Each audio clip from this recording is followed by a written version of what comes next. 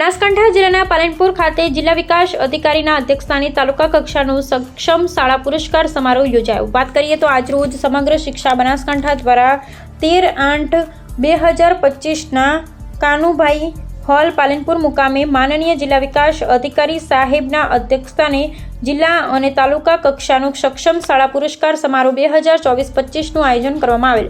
બનાસકાંઠાના 14 તાલુકા કક્ષાના 8 જિલ્લા કક્ષાના એવોર્ડ સન્માનપત્ર તથા જિલ્લા કક્ષાએ પ્રથમ એવોર્ડ વિજેતાઓને 31,000, દ્વિતીય એવોર્ડ વિજેતાને 21,000 તથા તૃતીય એવોર્ડ વિજેતાને 11,000 અને તાલુકા કક્ષાએ પ્રથમ આવનારને 11,000 રૂપિયા પુરસ્કાર તરીકે ચેક અર્પણ કરવામાં આવ્યા।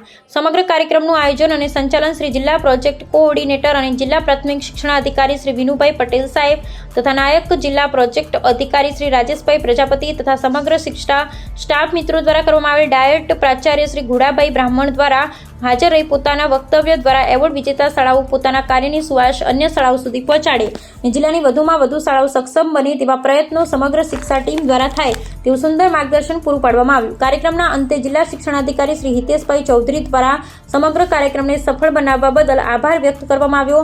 કાંકરેજ તાલુકાની વડા પગાર કેન્દ્ર શાળા તાલુકા સક્ષમ શાળા એવોર્ડ મેળવી કાંકરેજ તાલુકાનું નામ રોશન કરેલ।